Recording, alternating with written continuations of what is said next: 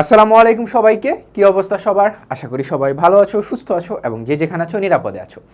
আজকে তোমাদের জন্য আমি নিয়ে চলে আসলাম হালকেনস্টাইন এইচএসসি একাডেমিকের পক্ষ থেকে সমাজবিজ্ঞান প্রথম পত্রের পঞ্চম অধ্যায় লেকচার 1-এ, যেখানে আমরা আলোচনা করব সামাজিক প্রতিষ্ঠান সম্পর্কে এবং এই সামাজিক প্রতিষ্ঠানের গুরুত্ব সম্পর্কে, এবং একই সাথে আলোচনা করার চেষ্টা করব তোমাদের সকলের চাওয়া পাওয়া আশা আকাঙ্ক্ষা বিবাহ, এবং এই বিবাহের আবার প্রকারভেদ এবং এই বিবাহের সামাজিক গুরুত্ব সম্পর্কেও আজকের এই লেকচারে আমরা আলোচনা করার চেষ্টা করব। এবং এই পুরো লেকচার জুড়ে সাথে আছি আমি মাহমুদুল হাসান তায়েফ, পড়াশোনা করছি চট্টগ্রাম বিশ্ববিদ্যালয় সমাজ বিজ্ঞান বিভাগ। এবং চলো দেরি না করে শুরু করা যাক। প্রথমে দেখি সামাজিক প্রতিষ্ঠানের ধারণা। প্রতিষ্ঠান কি? প্রতিষ্ঠান কি ভাই প্রশ্ন জাগে না? সামাজিক বাদ দিলাম আগে, ঠিক আছে। প্রতিষ্ঠান হচ্ছে ইনস্টিটিউশন। ইনস্টিটিউশন ইনস্টিটিউশন কি? ইনস্টিটিউশন হচ্ছে মনে করো হালকেনস্টাইন কোম্পানি। এই হালকেনস্টাইন কোম্পানি যে তোমরা পড়তেছো, এই হালকেনস্টাইন কোম্পানির মধ্যে এই কোম্পানির যে ধারণা সেটা হচ্ছে একটা কি ইনস্টিটিউশন। তেমনই মনে করো বাংলাদেশ ব্যাংক। এই বাংলাদেশ ব্যাংক কি? বাংলাদেশ ব্যাংক হচ্ছে আরেক রকমের ইনস্টিটিউশন। তারপরে মনে করো আরও একটা বিখ্যাত কোম্পানির নাম বলি, যেমন মনে করো রেড ক্রিসেন্ট বা রেড ক্রস, এটা হচ্ছে আরও একটা ইনস্টিটিউশন। এইরকমভাবে এই ইনস্টিটিউশনগুলো যখন সমাজের উপর অ্যাপ্লিকেবল হয়ে যায়, অর্থাৎ প্রতিষ্ঠান যখন সামাজিক ভিত্তিক হয়ে যায়, সেটা হচ্ছে সামাজিক ইনস্টিটিউশন। ভাই বুঝলাম না, ঠিক আছে, না বুঝারই কথা, আমি তোমাকে উদাহরণ দিতে হলে বুঝবা।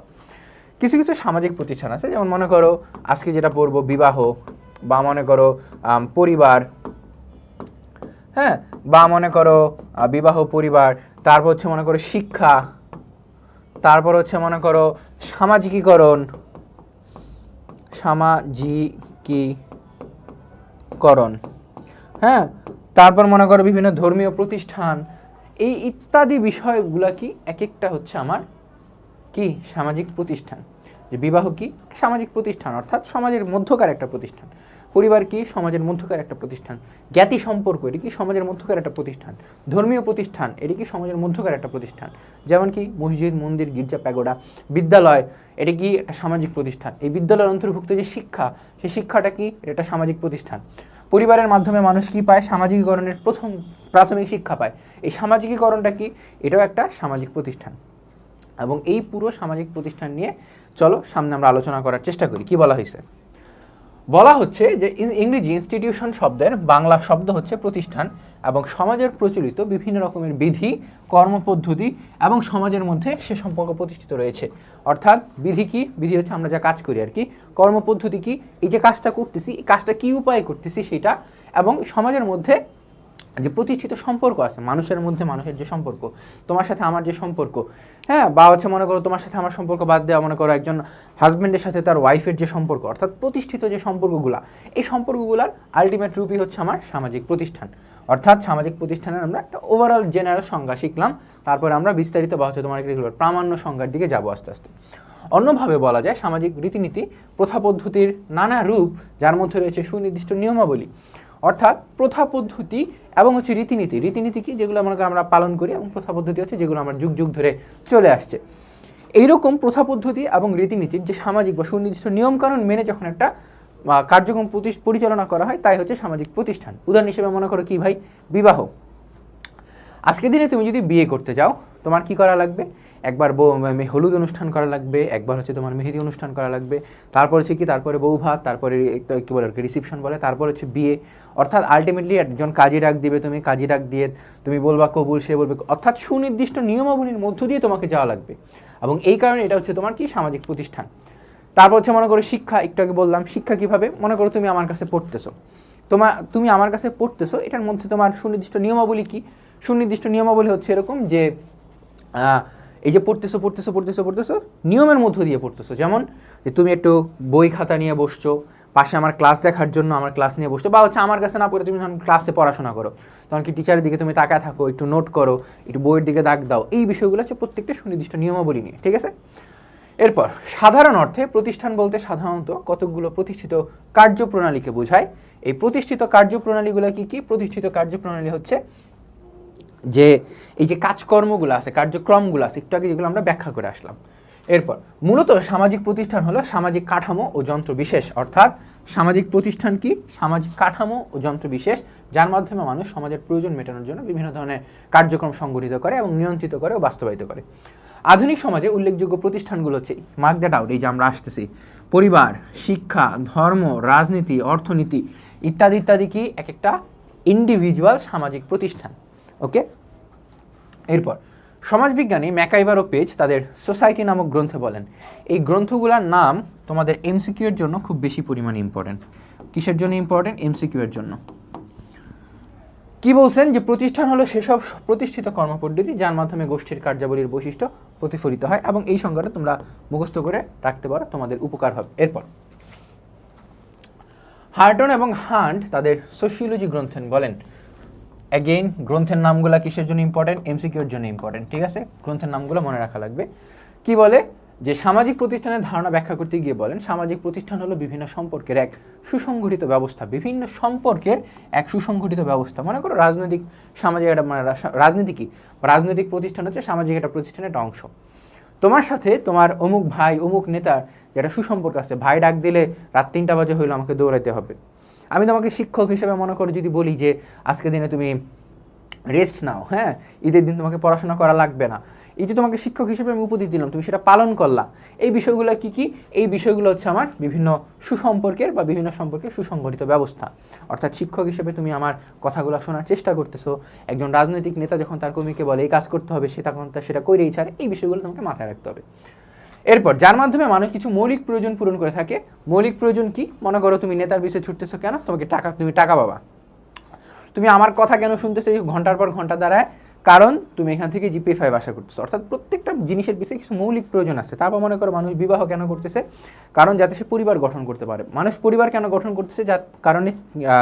যার কারণ সে হচ্ছে তার জৈবিক চাহিদা যেটা আছে সেটা পূরণ করতে পারে এবং একই সাথে সন্তান সন্ততি লালন পালন করতে পারে। এই বিষয়গুলো তোমাকে মাথায় রাখতে হবে এবং সামাজিক কিছু বা সাধারণ কিছু নিয়মকানুন এবং প্রথা পদ্ধতি বিকাশের মাধ্যমে এই স্থায়িত্ব লাভ করে। ওকে, এরপরে চার্লস এল উড এর মতে কি? এর মধ্যে হচ্ছে habitual ways of living together which have been কি বলে স্যাংশনাইজড, সিস্টেমেটাইজড এবং established by the authority of communities. এটা তোমাকে আহামরি ইম্পর্টেন্ট না, মনে রাখলে রাখবা, না রাখলে নাই। তোমার জন্য আরও দুটা সংজ্ঞা ইম্পর্টেন্ট, সেটা হচ্ছে সমাজবিজ্ঞানী জিসবার্টের একটা সংজ্ঞা এবং সমাজবিজ্ঞানী সামনারের একটা সংজ্ঞা। জিসবার্ট কি বলছে? এই দুটা সংজ্ঞা তোমাকে মুখস্থ রাখা লাগবে, ঠিক আছে? জিসবার্ট কি বলছে? ব্যক্তি বা গোষ্ঠীর সম্পর্ক নিয়ন্ত্রণের জন্য কতগুলো স্থায়ী ও স্বীকৃত কর্মপদ্ধতি হচ্ছে তোমার প্রতিষ্ঠান। স্থায়ী কি? মানুষ যখন বিবাহ করে এবং পরিবার গঠন করে তখন কি সে এরকম বা যে আচ্ছা ঠিক আছে আজকে তোমাকে বিয়ে করলাম, 1 মাসের মধ্যে তোমাকে ডিভোর্স দিয়ে দিব, 1 মাসের মধ্যে তোমাকে ডিভোর্স দেওয়ার মাধ্যমে আমি আরেকজনকে বিয়ে করব, এরকম কি হয়? মানুষ বিয়ে করে কি যুগের পর যুগ, হ্যাঁ এরকম কিছু কি বলে কি এক্সেপশন আছে যে ডিভোর্স দিয়ে দিচ্ছে 2-3 মাসে, কিন্তু সেগুলাকে আমরা exception is not an example, ঠিক আছে? সো তারপরে তুমি মনে করো একটা রাজনৈতিক মতাদর্শে বিশ্বাসী, অমুক নেতার তুমি অনুসারী, অমুক নেতা কি মনে করো 3-4 বছর ধরে রাজনীতি করতেছো, তুমিও তার পিছিয়ে পিছিয়ে 3-4 বছর ধরে রাজনীতি করতেছো। অর্থাৎ স্থায়ী এবং স্বীকৃত। স্বীকৃত কি? তোমরা সবাই জানে, পুরো সমাজই জানে তুমি এবং তোমার ওয়াইফ হচ্ছেন একজন হাজব্যান্ড অন্য ওয়াইফ, তোমাদেরকে কি বলে কোনো জায়গায় গিয়ে কেউ ডিস্টার্ব করতেছে না, ঠিক আছে? সো এই যে তোমার সমাজ স্বীকৃত হইতে হবে এবং স্থায়ী হইতে হবে, এই কথাটা বলছে কি জিসবার্ট। অর্থাৎ সামাজিক প্রতিষ্ঠানের জন্য ব্যক্তি এবং গোষ্ঠী সবাই এটার সাথে অ্যাগ্রি করা লাগবে এবং একই সাথে এটা কী হইতে হবে? এটা হইতে হবে স্থায়ী এবং স্বীকৃত। এরপর সামনার কি বলেন? Institution consist of A concept and structure. অর্থাৎ একটা ধারণা এবং সেই ধারণার একটা বাস্তবায়িত রূপ হচ্ছে কি? সেই বাস্তবায়িত রূপ হচ্ছে একটা ইনস্টিটিউশন বা প্রতিষ্ঠান। গিলিন এবং গিলিন নামটা খুব ইম্পর্টেন্ট, মানে ইম্পর্টেন্ট না, নামটা খুব ইন্টারেস্টিং। কীভাবে ইন্টারেস্টিং? আমার কাছে খুব মজার লাগে যে একই নাম মনে করে দুইজনের, হ্যাঁ, বা গিলিন এবং গিলিন, এনারা কি বলছেন যে a social institution is a functional configuration of culture pattern which possesses a certain permanence and which is intended to satisfy felt social needs. ওকে, এটাও তোমার আহামরি ইম্পর্টেন্ট না, ইম্পর্টেন্ট তোমার আমি কখন কোথায় আসবে সেটা আমি বলে দিব তোমাকে। এইটুকু তুমি একবার রিডিং মেরে রাখবা এবং এইটুকু কেন রিডিং মেরে রাখবা? এইটুকুর মধ্যে তোমাকে এতগুলা যে প্রামাণ্য সংজ্ঞা শিখলা, সেই এতগুলা প্রামাণ্য সংজ্ঞার একটা ওভারঅল সামারি দেওয়া হয়েছে। ওকে, আসো এবার হচ্ছে আমরা মেইন কনসেপ্টে যাই। মেইন কনসেপ্ট কি?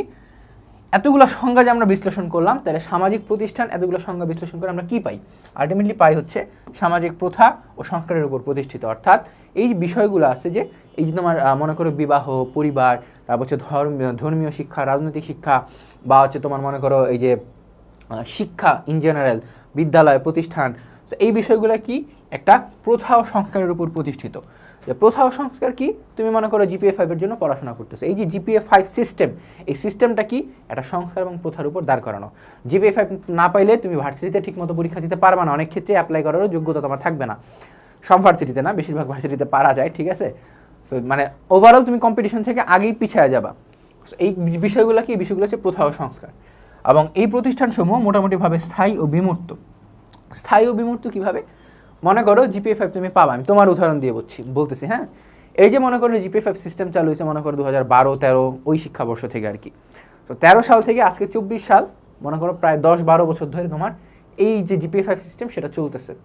তাহলে আলটিমেটলি কী দাঁড়াইলো, তাহলে আলটিমেটলি দাঁড়াইলো হচ্ছে এগুলো হচ্ছে স্থায়ী ও বিমূর্ত।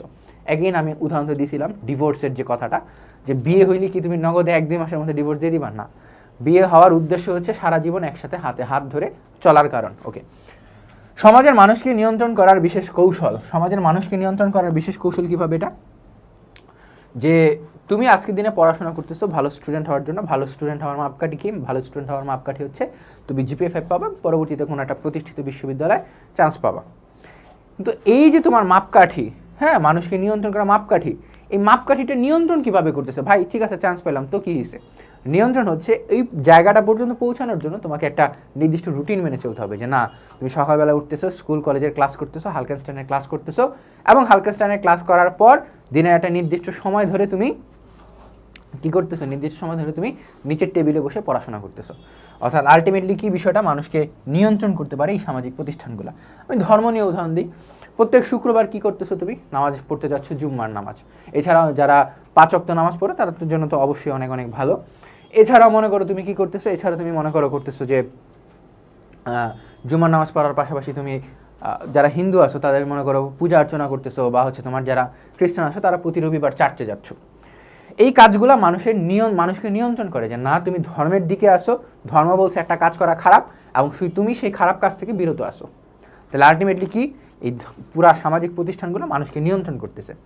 এটি একটি সুনির্দিষ্ট পদ্ধতি নির্ভর, অর্থাৎ এই বিষয়গুলো একটা পদ্ধতি মেনে চলে, এবং এই পদ্ধতি মেনে যে চলতেছে, এই পদ্ধতিগুলো কি পদ্ধতি হচ্ছে, মনে করো প্রথমে আমি বিয়ে করলাম, তারপর আমার সন্তান হবে, তারপরে সেই সন্তানকে আমি বড় করব, অর্থাৎ একটার পর একটা, এমন না যে মনে করো আগেই সন্তান হয়ে গেল তারপরে বিয়ে করলাম।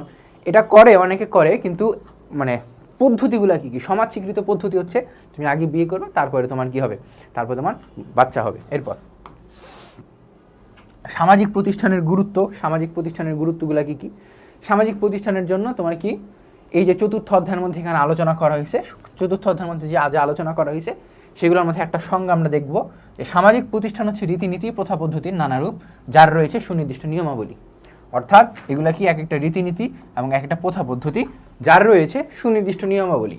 রীতিনীতি কি, রীতিনীতি হচ্ছে যেই রীতি একটা অনুসরণ করি। মনে করো আমরা বাংলাদেশে কী রীতি অনুসরণ করি, যে আমরা বিয়ের মধ্যে শুরুতে একটা মেহেদি অনুষ্ঠান হবে, তারপরে আমার হলুদ অনুষ্ঠান হবে, তারপরে গিয়ে আমি বিয়ে, তারপরে বউ ভাত, এই হাবিজাবি হবে। প্রথা পদ্ধতি কি, যে বিয়ের মধ্যে যে পদ্ধতিগুলো আছে, যে ছেলে পক্ষ বলবে কবুল, তারপরে মেয়ে পক্ষ বলবে কবুল, তারপরে তাদের বিয়ে হবে সবার সামনে, অর্থাৎ সমাজ স্বীকৃত একটা পদ্ধতিতে তারা বিবাহ করলো, যেটা হচ্ছে আমার প্রথা এবং পদ্ধতি। যাদের রয়েছে সুনির্দিষ্ট আবার নিয়মাবলী কি, এটা শুধুমাত্র প্রথা পদ্ধতির মধ্যে সীমাবদ্ধ থাকলেই হবে না, নিয়মাবলীর মধ্যে তোমার আইন অনুযায়ী সেখানে কাবিননামায় তোমাকে সিগনেচার করতে হবে। এই যে তুমি কাবিননামায় সিগনেচার করলা, সুনির্দিষ্ট নিয়মাবলী, তাহলে আমরা আলটিমেটলি পুরোটা কি পেলাম, যে সামাজিক প্রতিষ্ঠান হচ্ছে রীতিনীতি প্রথা পদ্ধতির নানারূপ, যা রয়েছে সুনির্দিষ্ট নিয়মাবলী।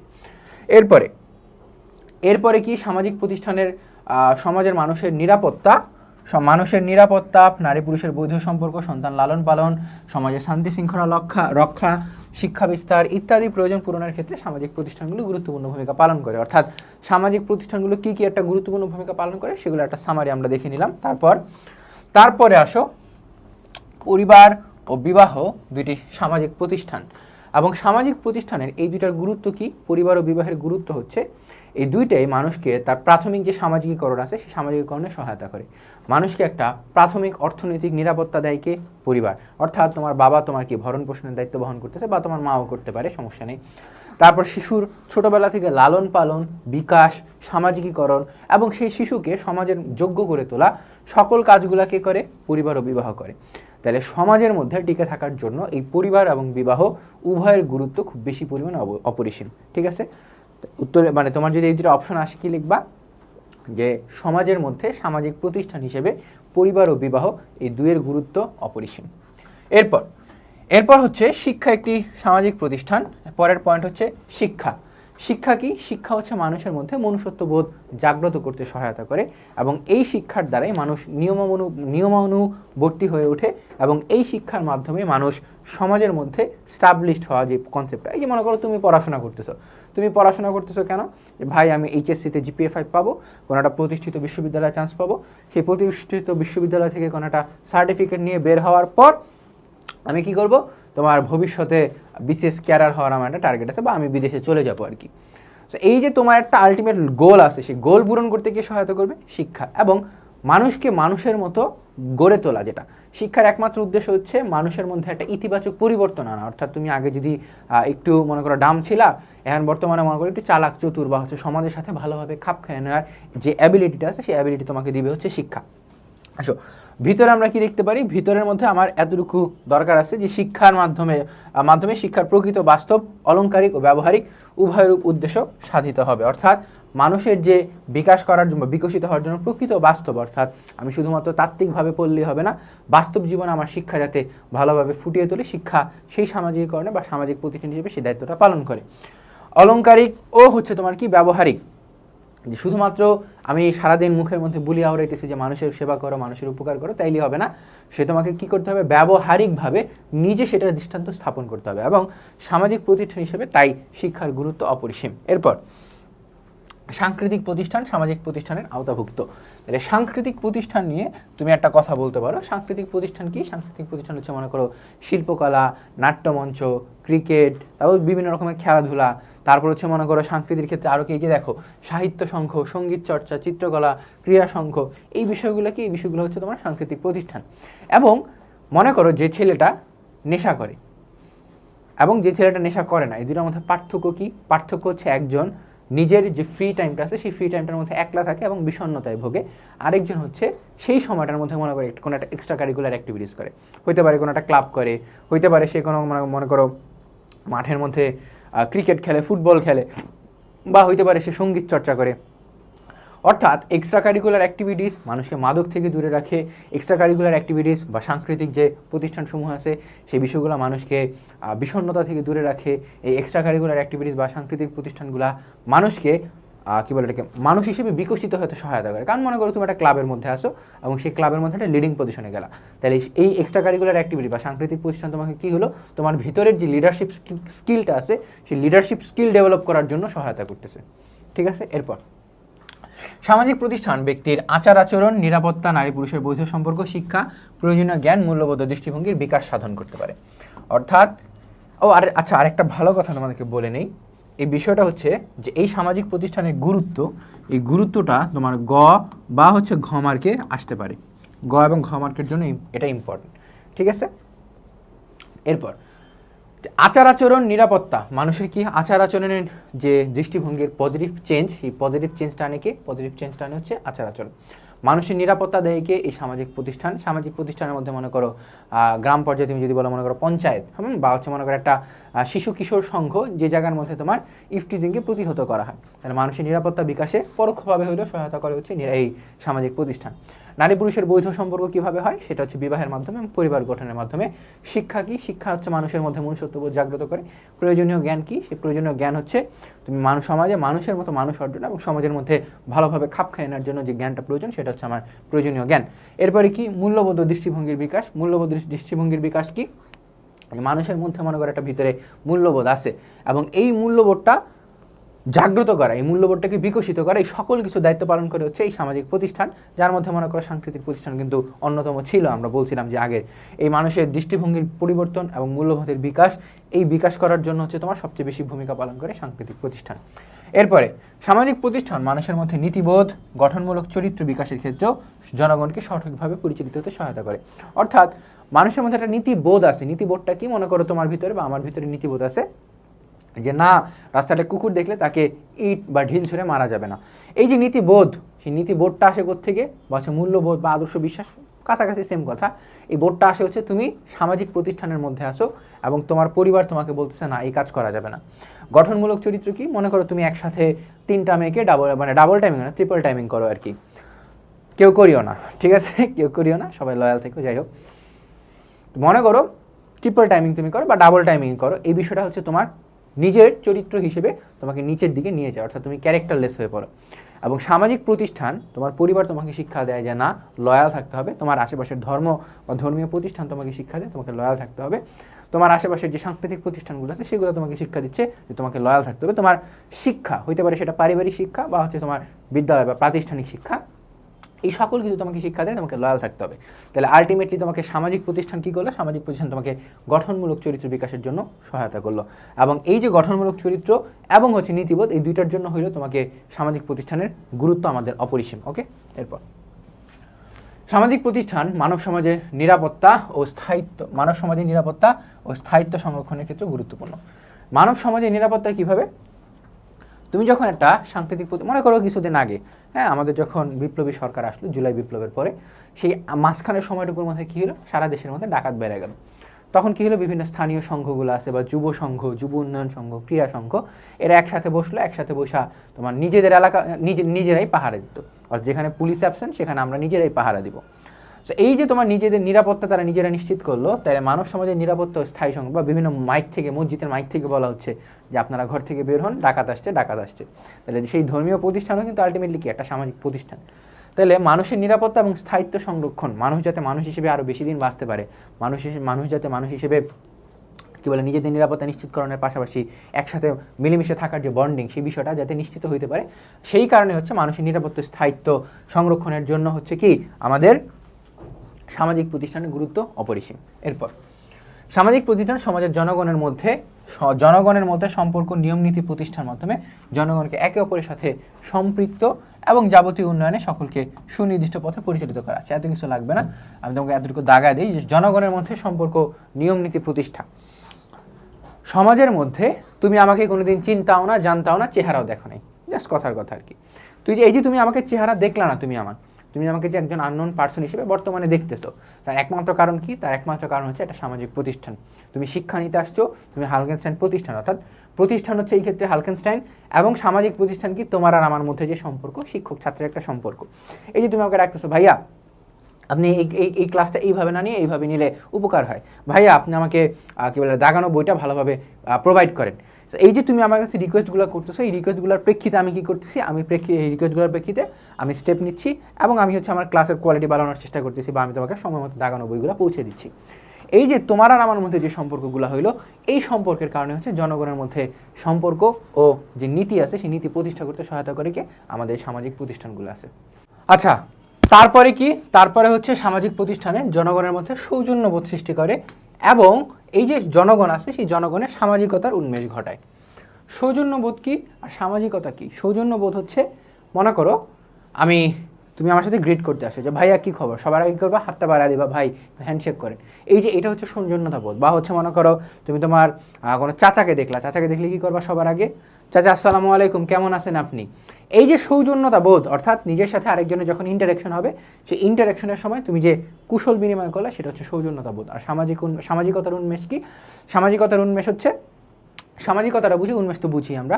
সামাজিকতা হচ্ছে একজনের সাথে আরেকজনের মিশার কারণে মানুষের চিন্তা চেতনা, কথাবার্তা যে পরিবর্তন হয়।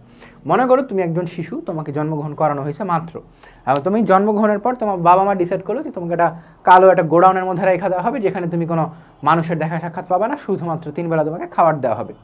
তোমাকে 10 বছর বয়সে সেই গোডাউন থেকে বের করা হলো, বা হচ্ছে 5 বছর বয়সে তোমাকে সেই গোডাউন থেকে বের করা হলো। 5 বছর পর দেখা যাবে যে তোমার কথাবার্তা, চালচলন 1 বছরের শিশুর মতো অপরিপক্ক। কেন? কারণ হচ্ছে তোমার একটা সামাজিকীকরণ হয় না, তুমি আরেকজনের সাথে কীভাবে কথা বলতে হয় সেটা জানো না, অর্থাৎ তোমার একটা সামাজিকতার অভাব আছে, সামাজিকীকরণের অভাব আছে। এই যে সামাজিকীকরণ, সেই সামাজিকীকরণের উন্মেষ ঘটায়কে বা হচ্ছে বিকাশ ঘটায়কে আমাদের এই সামাজিক প্রতিষ্ঠানগুলো। এবং এই কারণে, অর্থাৎ সৌজন্যবোধ সৃষ্টি এবং সামাজিকতার উন্মেষ ঘটানোর কারণেই সামাজিক প্রতিষ্ঠানের গুরুত্ব অপরিসীম। এরপর সামাজিক প্রতিষ্ঠান সমাজের অগ্রগতি সাধনের মাধ্যমে সমাজকে গতিশীল ও প্রাণবন্ত করে। সমাজকে গতিশীল ও প্রাণবন্ত কি? এর প্রশ্ন জাগে না? প্রশ্ন হচ্ছে কেন করে আর কি? গতিশীল করার একমাত্র কারণ হচ্ছে সামাজিক প্রতিষ্ঠান আছে বলেই তুমি এত অনুষ্ঠানগুলো উপভোগ করতে পারতেছো। ভাই কালকে আমার একটা বিয়ের দাওয়াত আসছে, ভাই পরশু দিন আমার ক্লাবে একটা কাজ আসছে, ভাই তারপরের দিন হচ্ছে আমি আমার এলাকার বন্ধুদের সাথে খেলতে বেরোবো, ভাই তারপরের দিন হচ্ছে আমি আমার টিচারের বা হচ্ছে কী বলে পুরা স্কুল আছে সেই স্কুলের ফ্রেন্ডদের সাথে একটা ক্লাস পার্টি আছে।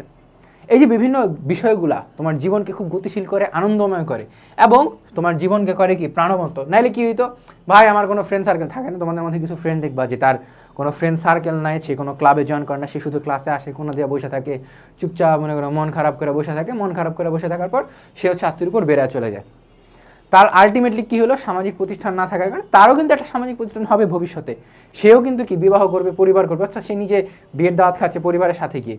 আলটিমেটলি সামাজিক প্রতিষ্ঠান তোমাকে সব ক্ষেত্রে ফেস করা লাগবে এবং এই সামাজিক প্রতিষ্ঠানগুলা তোমাকে আরও বেশি প্রাণবন্ত করে তুলতে সহায়তা করবে এবং তোমার জীবনকে আরও বেশি গতিশীল করে তুলতে সহায়তা করবে। ঠিক আছে, এরপর সামাজিক প্রতিষ্ঠান মানুষের সার্বিকভাবে পরিচালনার জন্য বিভিন্ন নিয়ম নীতির প্রবেশ ঘটিয়ে সামাজিক বিভিন্ন সমস্যাগুলি সুষ্ঠু সমাধান দেয়। নিয়ম নীতির প্রবেশ কি? তুমি মনে করো যাকে তাকে দেখা হইলেই গালি দিতে পারো না। কেন পারো না? কারণ তোমার একটা পারিবারিক শিক্ষা আছে, তোমার একটা প্রাতিষ্ঠানিক শিক্ষা আছে, তোমার মূল্যবোধ বলতেছে যে তুমি আরেকজনকে চাইলেই গালি দিতে পারতেছো না। অর্থাৎ সমাজ তোমাকে একটা ধরা বাঁধা নিয়মকানুন করে দেয়। তারপর মনে করো লেটসে যে তুমি বিয়ের আগে তোমার গার্লফ্রেন্ড নিয়ে একসাথে সংসারের মতো মানে বৈবাহিক সংসারের মতো বসবাস করতেছো, লিভ টুগেদার করতেছো। সমাজের দৃষ্টিতে কিন্তু এটা খুবই দৃষ্টিগোচর একটা বিষয়, কারণ এখানে বিবাহ এবং পরিবারের একটা কনসেপ্ট আছে। অর্থাৎ সমাজ তোমাকে একটা নিয়ম নীতির মধ্যে দিয়ে পরিচালনা করে এবং সেই নিয়ম নীতির মধ্যে দিয়ে পরিচালনা হওয়ার সময় বা পরিচালিত হওয়ার সময় তোমার যদি কোনো সমস্যা ফেস করা লাগে, সেই সমস্যার একটা সুষ্ঠু সমাধানও দেয় কে? এই সামাজিক প্রতিষ্ঠান। মনে থাকবে? আচ্ছা, এরপর হচ্ছে বিবাহের ধারণা, অর্থাৎ সামাজিক প্রতিষ্ঠানের যে গুরুত্বগুলো ছিল সেই গুরুত্বগুলা আমাদের শেষ হয়েছে। এখন আসো বিবাহের ধারণা। বিবাহের ধারণার মধ্যে আমরা কি পড়ব? বিবাহের ধারণার মধ্যে আমরা পড়ব হচ্ছে বিবাহ কি, বিবাহ কাকে বলে, এবং এই যে বিবাহ আছে কত রকমের বিবাহ যে হইতে পারে তুমি এটা চিন্তাও করতে পারো না। বিবাহ কীরকম হইতে পারে? বিবাহ হইতে পারে মনে করো কী বলে এটাকে মাতৃতান্ত্রিক বিবাহ, অনুলোম বিবাহ, প্রতিলোম বিবাহ, হ্যাঁ, তারপর হইতে পারে আরও কি বিভিন্ন রকমের বিবাহ আছে। আসো এই বিবাহগুলো যখন আমরা ভিতরে শিখবো, সেই ভিতরে শেখার সময় আমি তোমাকে শর্টে বুঝিয়ে দিব, শর্টে বইলা দিব। ঠিক আছে,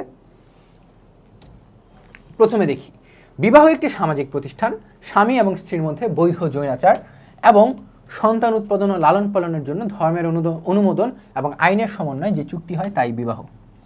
অর্থাৎ একজন পুরুষ এবং একজন মহিলা এই দুজনের মিলনের ফলে যেই সম্পর্কটা সৃষ্টি হয় তাই হচ্ছে বিবাহ। এবং এই সম্পর্ক হবে সমাজ স্বীকৃত, এই সম্পর্ক হবে আইন স্বীকৃত, এই সম্পর্ক হবে ধর্ম স্বীকৃত। এবং এইখানে একমাত্র উদ্দেশ্য থাকে কি, মানে একমাত্র না, ঠিক অনেকগুলো উদ্দেশ্যের মধ্যে একটা হচ্ছে মানুষের যে যৌন চাহিদা আছে সেটা পূরণ করা বৈধ উপায়। এবং এইখানে আরও কি কনসেপ্টগুলো আসে যে এইখানে আমরা সন্তান লালন পালন করতে হবে, সন্তান উৎপাদন করতে হবে বৈধ সন্তানের কী বলে এটাকে আমি একটা রূপদান করে। এখন ভাই প্রশ্ন, সন্তান তো অনেকে বিয়ের পরে নেয় না। হ্যাঁ, এখানে আমরা প্রামাণ্য সংখ্যার মধ্যে পাবো যে বিবাহ হচ্ছে সেইরকম একটা চুক্তি, যে চুক্তির মধ্যে স্বামী এবং স্ত্রী একটা দীর্ঘ সময় ধরে বা স্থায়ী বসবাস করে, যেখানে সন্তান থাকতেও পারে আবার নাও থাকতে পারে। অর্থাৎ মূল উদ্দেশ্য হচ্ছে আমার যৌন চাহিদা পূরণ করা, একসাথে থাকা, এবং সেই জায়গায় মনে করো মেন্টাল সাপোর্টের যে বিষয়গুলো আছে, মনে করো মানসিকভাবে আমি ভেঙে পড়লে আমার বেটার হাফ আমাকে সাপোর্ট দেবে। এবং এই পুরো কনসেপ্টটা যখন সমাজ স্বীকৃত উপায়, ধর্ম স্বীকৃত উপায় এবং কি তোমার আইন স্বীকৃত উপায় হয়ে থাকে, সেটি হচ্ছে আমার বিবাহ। এই চুক্তি আর কি, স্থায়ী চুক্তি বলা হয় এটাকে। এরপরে কি, বিবাহের মাধ্যমেই নারী পুরুষ পারিবারিক জীবনে প্রবেশ করে এবং সমাজ স্বীকৃতভাবে সন্তান জন্মদানের অধিকার লাভ করে। ঠিক আছে, তাহলে দুইটা কাহিনী হয়, একটা কি নারী পুরুষ পারিবারিক জীবনে প্রবেশ করে, এক পারিবারিক জীবনে প্রবেশ, এবং দুই হচ্ছে সন্তান জন্মদানের অধিকার লাভ। ঠিক আছে, এরপর বিবাহ সম্পর্কে এডওয়ার্ড ওয়েস্টমার্ক কি বলেন, যে বিবাহ এমন একটি প্রতিষ্ঠান যার মাধ্যমে স্ত্রী ও পুরুষ মোটামুটি একটি স্থায়ী সম্পর্কে আবদ্ধ হয়। একটু আগে যেটা আমি তোমাকে বলে আসছিলাম যে এমন না যে বিয়ে তুমি আজকে করলা, কালকে দিনে মনে হচ্ছে ভাই বিবাহ আর করতে ইচ্ছা করতেছে না, বিবাহ বন্ধনে আর থাকতে ইচ্ছা করতেছে না, হ্যাঁ ঠিক আছে অন্য একজনকে আমি বিবাহ করে নিব, সমস্যা নেই, আজকে দিনে বিবাহ বাদ। এটা সাধারণত করা সম্ভব না বা সম্ভব হয় না। এবং সন্তান সম্বন্ধী জন্ম দেওয়ার পরেও তাদের এই বন্ধন স্থায়ী থাকে। আমরা পরিবার যখন পড়ব, পরিবারের মর্গানের একটা তত্ত্ব আছে, সেই জায়গায় আমরা দেখব যে ওইখানে একটা পরিবার আছে, এক রকমের পরিবারের মানে ধরন পাবো, নামটা আমি এখন বলবো না, সমস্যা নেই, কারণ নামে এই নাম মানে ওই নাম এই ক্লাসে বলতে গেলে তোমাদের মাথা গোলায় যাবে। সেই পরিবারের মধ্যে সন্তান জন্ম দেওয়ার পরে মানুষের ডিভোর্স হয়ে আছে। প্রাচীনকালে হইতো, এখন আর ওরকম হয় না, কিন্তু বর্তমানকালে কি মোটামুটিভাবে একটা স্থায়ী সম্পর্ক, স্থায়ী চুক্তি, যে জায়গার মধ্যে মানুষ বিবাহ বন্ধনে আবদ্ধ হওয়ার পর সন্তান সম্বন্ধী উৎপাদন করে এবং সেই উৎপাদনের পরেও তাদের সেই স্থায়ী সম্পর্কটা বিদ্যমান থাকে। ঠিক আছে, এরপর E.R. গ্রোভেস বলে, অর্থাৎ এই সংজ্ঞাটা তোমাদেরকে মনে রাখা লাগবে, এডওয়ার্ড ওয়েস্টমার্কের। ঠিক আছে, ওয়েস্টার মার্চের E.R. গ্রোভস কি বলেন? E.R. গ্রোভস বলেন বিবাহ হচ্ছে এমন এক বন্ধুত্ব যার আইনগত রেজিস্ট্রেশন আছে এবং যার সামাজিক গোষ্ঠীর সমর্থন আছে, অর্থাৎ সামাজিক স্বীকৃতি আছে। বিবাহ কি আলটিমেটলি একটা বন্ধুত্ব? বিবাহ হচ্ছে তোমার উভয়ের এফোর্টের কারণেই হয়। এরকম যদি হয় দুজনই মনে করো জব করে, তারা কি করবে? তারা হচ্ছে রাতের বেলা আসবে, রাতের বেলা আসার পর দুজনই মনে করো একসাথে ডিনার বানাবে, বা মনে করো একজন যদি কী বলে রেখে তোমার অর্থ উৎপাদনের কাজে বা অর্থ আয়ের কাজে নিয়োজিত থাকে, আরেকজন হচ্ছে ঘরের কাজ করবে। অর্থাৎ একটা পারফেক্ট ব্যালেন্স, 100-100। বিবাহকে মানুষ অনেকে বলে যে 50-50 না, বিষয়টা 100-100, যে আমি না পারলে ও না পারলে আমি, একটা বন্ধুত্বের সম্পর্ক থাকে এই জায়গায়। এবং এই বন্ধুত্বের সম্পর্কের পর সেটা কি হয়? সেটা হচ্ছে সেখানে তোমার একটা আইনগত স্বীকৃতি থাকে, একটা সামাজিক স্বীকৃতি থাকে। এই সংজ্ঞাটা তোমাদেরকে মুখস্থ করা লাগবে। এরপর নৃবিজ্ঞানী ম্যালোনস্কি তার sex and repression in savage society একটা গ্রন্থ আছে, সেই গ্রন্থের মধ্যে বলেন কি, যে বিবাহ হচ্ছে একজন নারী এবং একজন পুরুষের সন্তান সন্ততি জন্মদান এবং লালন পালনের একটি চুক্তি বিশেষ। মেইন কি, দিন শেষে চুক্তি আসবেই। ঠিক আছে, সন্তান সন্ততি লালন পালন এবং কি আমার সেই সন্তান সন্ততি উৎপাদনের একটা চুক্তি বিশেষ, একটা স্থায়ী চুক্তি। এই সংজ্ঞাটা তোমাদেরকে মুখস্থ করা লাগবে। কার? নৃবিজ্ঞানী ম্যালোনস্কি। এরপরে এনসাইক্লোপিডিয়া অফ ব্রিটানিকাতে আমরা একটা সংজ্ঞা পাই, যে জায়গার মধ্যে আমরা দেখতে পাই যে বিবাহ হচ্ছে এমন একটি প্রক্রিয়া অনুষ্ঠান, অর্থাৎ প্রক্রিয়া এবং অনুষ্ঠান তো অবশ্যই, যেখানে স্বামী স্ত্রীর সম্পর্কের বৈধতা স্থির হয়। অর্থাৎ স্বামী স্ত্রী একটা বৈধ সম্পর্কের মধ্যে প্রবেশ করতে পারে। মনে করো আজকের দিনে কোনো একটা হোটেলের মধ্যে কোনো বয়ফ্রেন্ড গার্লফ্রেন্ড গেল, এবং সেই জায়গায় কি সমাজ একটু দৃষ্টিগত দৃষ্টিতে দেখে, সেখানে যদি কিছু করা হয় সেটা হচ্ছে তোমার লুকিয়ে করা হয়, অর্থাৎ সামাজিক স্বীকৃতি নেই, কোনো বৈধ স্বীকৃতি নেই।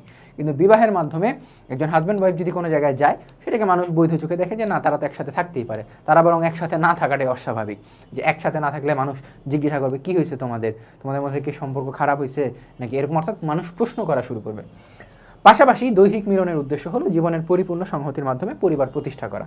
এটা আমাদের তোমাদেরকে মনে রাখা লাগবে না, কিন্তু এই দুটো সংজ্ঞা E.R. গ্রোভস এবং ম্যালোনস্কি এবং হচ্ছে এডওয়ার্ড ওয়েস্টমার্ক, এই তিনটা সংজ্ঞা তোমাদেরকে মুখস্থ করাই লাগবে। এরপরে W.P. স্কট একটা সংজ্ঞা দেন যে বিবাহ হলো এমন একটি প্রতিষ্ঠান কিংবা সামাজিক রীতিনীতির এক জটিল রূপ, যে একজন পুরুষ এবং একজন নারীকে পারস্পরিক অধিকার ও কর্তব্যের বন্ধনে আবদ্ধ করে এবং যা পারিবারিক জীবন পরিচালনায় অপরিহার্য। এই সংজ্ঞাটা আমার মুখস্থ করা দরকার নেই, এই সংজ্ঞাটা জাস্ট পড়ে যাবে একবার। এবং সমাজবিজ্ঞানী রস বিবাহকে তিনটি কনসেপ্টের মাধ্যমে ব্যাখ্যা করছেন। সমাজবিজ্ঞানী রস তিনটি কনসেপ্টের মাধ্যমে ব্যাখ্যা করছেন। এই তিনটা কনসেপ্ট তোমাদেরকে মুখস্থ করা লাগবে একদম সরাসরি। এবং এই জায়গা থেকে কি আসতে পারে? এই জায়গা থেকে তোমার এমসিকিউ আসবে। আমি একটু লিখে দিই, এই জায়গা থেকে কীরকম এমসিকিউ আসবে। এই জায়গা থেকে এমসিকিউ আসবে হচ্ছে যে আমার বিবাহ যে বন্ধনটা আছে, সেই বিবাহ বন্ধনের মধ্যে সমাজবিজ্ঞানী রস যে ছিলেন, সেই রস কয়টি উপাদানের বা কয়টি কনসেপ্টের কথা বলছেন? তিনটি কনসেপ্টের উপাদান। এবং তিনটি কনসেপ্ট দিয়ে হচ্ছে তোমার এটা একভাবে আসতে পারে যে কয়টি কনসেপ্ট, প্রশ্ন একরকম। আরেক রকম প্রশ্ন আসতে পারে বহুপদী নির্বাচনমূলক, যে নিচের কোনটি সঠিক, 1-2, 1-3, 2-3 নাকি 1-2-3। দুইভাবে এমসিকিউ আসতে পারে। আসো দেখি। বিবাহ হলো পবিত্র, অবশ্যই একটা পবিত্র সম্পর্ক, এবং বিবাহকে ফরজ করা হয়েছে ইসলাম ধর্মের মতে। বিবাহ হলো সামাজিক নিয়ন্ত্রণের অন্যতম উপায়। সামাজিক নিয়ন্ত্রণ কি? বিবাহ যদি মানুষ না করতো, এবং হচ্ছে মনে করো সন্তান সন্ততি একজনের সাথে উৎপাদন না করে, মনে করো একজন পুরুষ সে 10 জনের সাথে মিলিত হইতে পারতেছে এবং 10 জনের কাছে গিয়ে সে বাচ্চা উৎপাদন করলো, এবং সেটা কি হইতো? মনে করো জনসংখ্যার একটা বিস্ফোরণ হইতো, বা হচ্ছে বিভিন্ন রকমের সমস্যা দেখা যেত। মনে করো যে এসটিডি আছে, হ্যাঁ, সেক্সুয়াল ট্রান্সমিটেড ডিজিজ, এই এসটিডি থেকে শুরু করে এইডস, এই সকল কিছুর একটা বিস্তার দেখতে পাইতাম আমরা। তাহলে সেই পুরো বিষয়টাকে নিয়ন্ত্রণ করা হয় কীভাবে? নিয়ন্ত্রণ করা হয়েছে বিবাহের মাধ্যমে, যেখানে আমরা সামাজিক নিয়ন্ত্রণ করি। এরপর অত্যন্ত ব্যক্তিগত ধারণা। বিবাহ কি? একটা ব্যক্তিগত ধারণা। এই জায়গায় মনে করো হাজব্যান্ড ওয়াইফ সংসার করতেছে, তাদের সংসারের মধ্যে মারামারি কাটাকাটি চুলাচুলি হচ্ছে, কিন্তু তারা মনে করো বাইরের মধ্যে গিয়ে দেখাচ্ছে হ্যাপি ফেস, হ্যাপি কাপল। এটা হয়, এটা অনেক ক্ষেত্রেই হয়। বিশেষ করে মনে করো আমি বলবো যে কাপল ব্লগস যেগুলো আছে, একান্ত আমার ব্যক্তিগত মত, কাপল ব্লগসের মধ্যে দেখবা যে তারা তাদের পুরো ম্যারেজ লাইফের 10% দেখাচ্ছে। কোন 10%? খুব হ্যাপি 10%। সো এই বিষয়গুলো হয়। আবার উল্টাটাও হয় যে মনে করো বাইরে দেখাচ্ছে নিউট্রাল সম্পর্ক আছে, চলে মোটামুটি, কিন্তু ভিতরে ভিতরে তারা খুব ভালো বন্ধু, তাদের মধ্যে বন্ডিং খুব ভালো এবং তারা পার্সোনালি খুব হ্যাপি। অর্থাৎ মানে বিবাহ হচ্ছে খুব ব্যক্তিগত ধারণা, এটা সমাজের মধ্যে সাধারণত প্রকাশ করা হয় না যে স্বামী স্ত্রীর মধ্যে কী হচ্ছে। এরপর হোবেল তার অ্যানথ্রোপোলজি গ্রন্থের মধ্যে বলেন, বিবাহ হচ্ছে সামাজিক রীতি বা আচরণের এক জটিল রূপ যা দুইটি নারী পুরুষের সম্পর্ক হিসেবে সংজ্ঞায়িত নিয়ন্ত্রিত হতে পারে। এটা জাস্ট মনে রাখবা।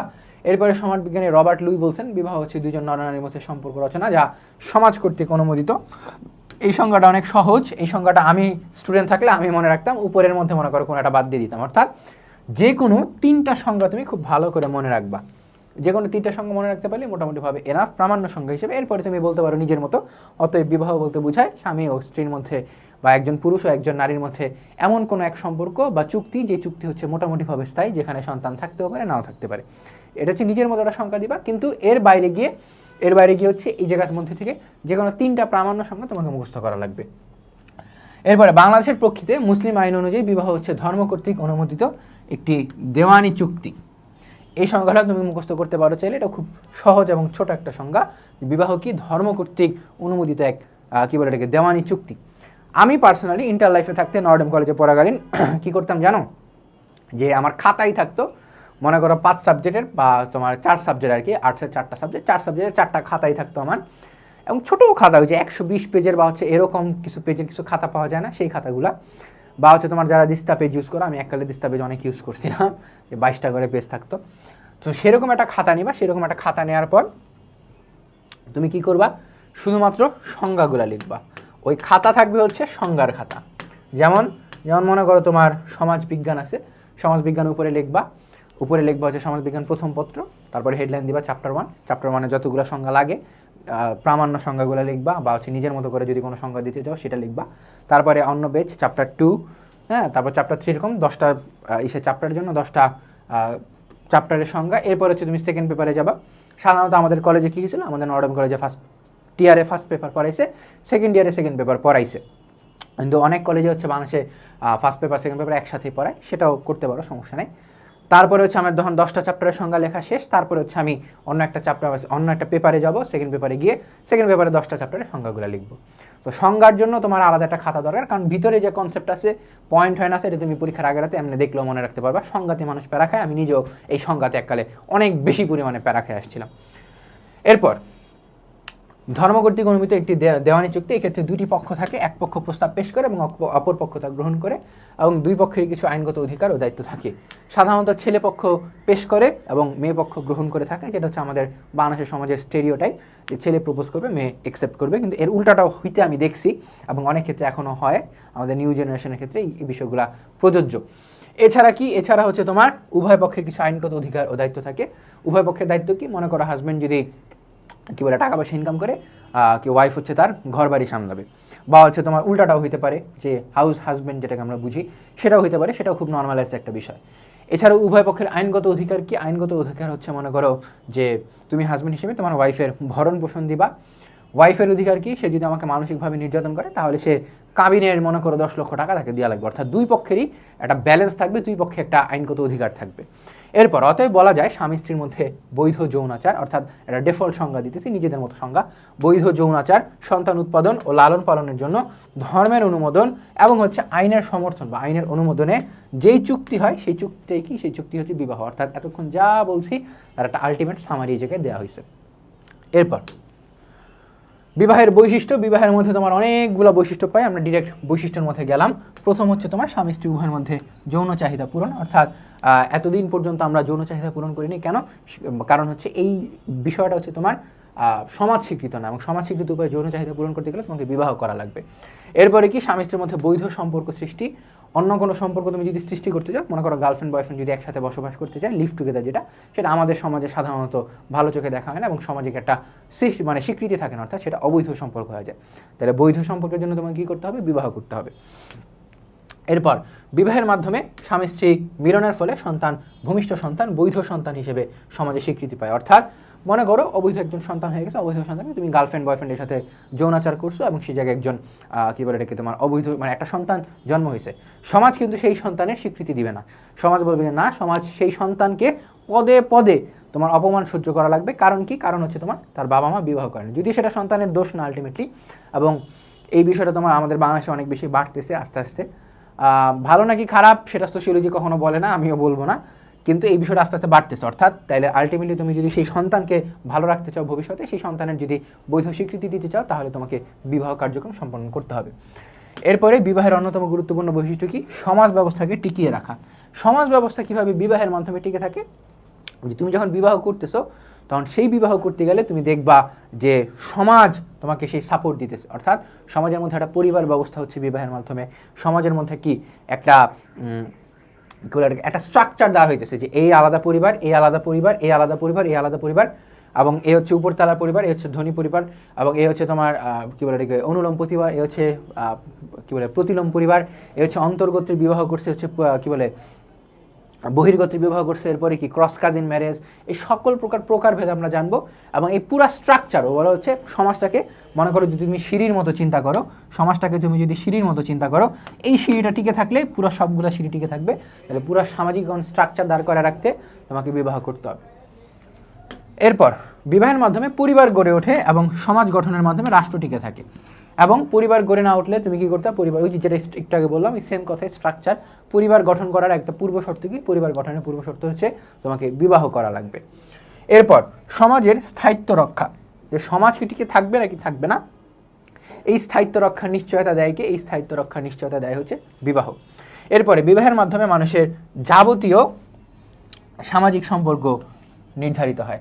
যাবতীয় সামাজিক সম্পর্ক কি? মনে করো কে শালি হবে আমার, কে দুলাভাই হবে আমার, তারপর হচ্ছে কে আমার শ্বশুর হবে, কে আমার শাশুড়ি হবে, হ্যাঁ, কে আমার চাচাতো শ্বশুর হবে, কে আমার, তারপর হচ্ছে মনে করো বাবা মার ক্ষেত্রে কে আমার বেআইন হবে। এই যে যাবতীয় সম্পর্কগুলো আছে, এই সম্পর্কগুলা বন্ধনে সহায়তা করে কি? বিবাহ। ও কি আমার কাজিন হবে নাকি ও হচ্ছে আমার দুঃসম্পর্কের কোনো আত্মীয় হবে, এই সম্পর্কগুলো, অর্থাৎ যাবতীয় যত সামাজিক সম্পর্ক আছে সবগুলা নির্ধারণ করে কি? সবগুলা নির্ধারণ করেছে বিবাহ। বিবাহ পরিবারের সূচনার পাশাপাশি জ্ঞাতি সম্পর্ক সৃষ্টি করে। জ্ঞাতি সম্পর্ক কনসেপ্ট আমি তোমাকে একটু বুঝাই। জ্ঞাতি সম্পর্ক হচ্ছে আমার রক্তের সম্পর্ক। রক্তের সম্পর্ক কি? যে ও আমার আপন চাচাতো ভাই, ও আমার আপন মামাতো বোন, ও আমার আপন ফুফাতো ভাই। এই যে সম্পর্কগুলা, এই সম্পর্কগুলা সৃষ্টি করে হচ্ছে বিবাহ। এবং এই জ্ঞাতি সম্পর্ক মানে এই জ্ঞাতি সম্পর্ক সম্পর্কেও আমরা এই অধ্যায় লেকচার 3-এ জানবো। লেকচার 2-এ জানবো হচ্ছে পরিবার, লেকচার 1-এ জানলাম হচ্ছে সামাজিক প্রতিষ্ঠান এবং বিবাহ। আমি একটু স্পয়লার দিয়ে দিলাম আর কি। এরপর বিবাহ পরিবারের ভিত্তি স্বরূপ। ভিত্তি কি? যে পরিবারের গঠনের পূর্ব শর্ত। অর্থাৎ এই যে তোমার একটা কনসেপ্টটা সেম কিন্তু 5 এবং 9। এবং বিবাহ ধর্মীয় প্রতিষ্ঠানের মাধ্যমে সম্পন্ন হয়। অর্থাৎ একজন হুজুর ডাকবা, হুজুর বলবে তোমার দোয়া দুরুদ পড়ার পর কবুল কবুল বলে এই যে তোমার যে সম্পর্কটা সৃষ্টি হয়, সেই সম্পর্কটা এখানে সৃষ্টি হচ্ছে। এরপর বিবাহের মাধ্যমে পরিবারের সূচনা হয়, অ্যাগেইন সেম কথা। এবং পরিবার সন্তান লালন পালনের ক্ষেত্রে খুবই গুরুত্বপূর্ণ। ওই ঘুরা প্যাঁচা সেম কথা। সমাজবিজ্ঞান পড়ার মধ্যে একটা সবচেয়ে বড় ব্যাকল্যাশ বা সবচেয়ে বড় সমস্যা হচ্ছে এই জায়গায় ঘুরা প্যাঁচা সেম কথাকেই মনে করো অনেকভাবে উপস্থাপন করে। অর্থাৎ তোমার যদি ভিতরের কনসেপ্ট ক্লিয়ার থাকে, তুমি অনেকভাবে মনে করো অনেকগুলো সৃজনশীল লিখতে পারবা, সমস্যা নেই। আর সবগুলো সৃজনশীল তো সলভ করা হবে আমাদের 3rd লেকচারের মধ্যে। বিবাহের প্রকারভেদ ও রীতি। এবার হচ্ছে তোমার মজার কনসেপ্ট আমরা যাব, দেখি কি কি বলা হয়েছে বিবাহের কি বলে প্রকারভেদগুলা। উপরে তোমার এতগুলো তোমার আমরা দেখব না, কারণ উপরে দেখলে আমরা স্পয়লার খেয়ে যাব। স্পয়লার না খেয়ে আমরা ডিরেক্ট দেখব। একক বিবাহ। একক বিবাহ কি? একক বিবাহ হচ্ছে বর্তমানে আমরা সাধারণত যা দেখে থাকি আমাদের বর্তমান বাংলাদেশের সমাজে। যেমন হচ্ছে একজন স্ত্রী থাকবে, একজন স্বামী থাকবে, অর্থাৎ একজন ছেলে এবং একজন মেয়ে মিলে সম্পর্কের মাধ্যমে যদি সন্তান উৎপাদন করে এবং সেই সন্তানকে লালন পালন করে থাকে। অর্থাৎ বর্তমান বাংলাদেশে আমরা যেটা ডিফল্ট দেখতে পাই, অর্থাৎ আমাদের বাবা মা কি, বাবাও একজন মাও একজন, তাহলে কি সেটা একক বিবাহ। অর্থাৎ সবচেয়ে নর্মাল বিয়ের কনসেপ্ট কি? সবচেয়ে নর্মাল বিয়ে হচ্ছে তোমার হচ্ছে একক বিবাহ। এই ক্ষেত্রে তোমার একটা মেলেনস্কির কথা মনে রাখা লাগবে, যেটা তুমি নীলকালি দিয়ে লিখবা, যে একক বিবাহ পদ্ধতি হচ্ছে সর্বকালের জন্য যথার্থ বিবাহ ব্যবস্থা। যে আমাদের আদি পুরুষ থেকে শুরু করে বর্তমান পুরুষ পর্যন্ত সকল কনসেপ্টে সবচেয়ে যথার্থ বা পারফেক্ট বিবাহ ব্যবস্থা হচ্ছে আমার এই একক বিবাহ ব্যবস্থা। এবং এই কথাটা কে বলছেন? ম্যালিনস্কি বলছেন। অর্থাৎ একজন পুরুষ থাকবে, একজন ওয়াইফ থাকবে। এরপর বহু বিবাহ ব্যবস্থা। বহু বিবাহ কি? আমরা একক বিবাহের মধ্যে পড়ছিলাম, সেটা হচ্ছে আমার পলিগ্যামি। বহু বিবাহ হচ্ছে আমার মনোগামী। এবং এই পলিগামি এই পলিগামির আবার 2টা কনসেপ্ট আছে। একটা হচ্ছে বহু স্বামী বিবাহ, যেটা হচ্ছে আমার পলিআন্ড্রি, এবং আরেকটা হচ্ছে বহুস্ত্রী বিবাহ, যেটা হচ্ছে আমার পলিজিনি। পলিআন্ড্রি এবং পলিজিনিটা কি আমি মানে ইংরেজিতে না, আমি বাংলায় বুঝাই। এটা তোমরা হয়তো অনেকে শিরোনাম দেখে বুঝতে পারতেছো। বহু স্বামী মানে হচ্ছে একজন ওয়াইফ থাকবে, তার অনেকগুলা হাজব্যান্ড থাকবে। এটা হচ্ছে আমরা প্রাচীন ভারতের একটা টোডা সমাজের মধ্যে দেখতে পাই। এই যে দক্ষিণ ভারতের টোডা উপজাতির মধ্যে আমরা এই কনসেপ্টটা দেখতে পাই।